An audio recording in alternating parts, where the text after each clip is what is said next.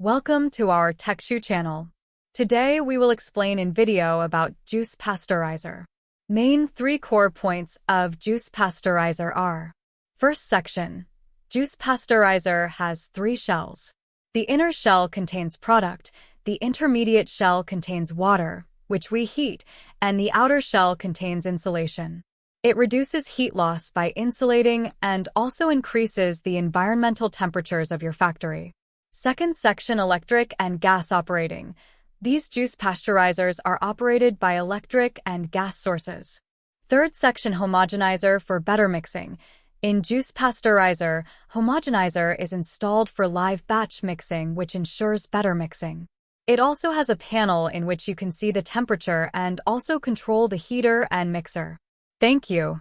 Don't forget to like, subscribe, and press the bell icon so you don't miss our future videos. We will meet you in the next video. Thanks for watching.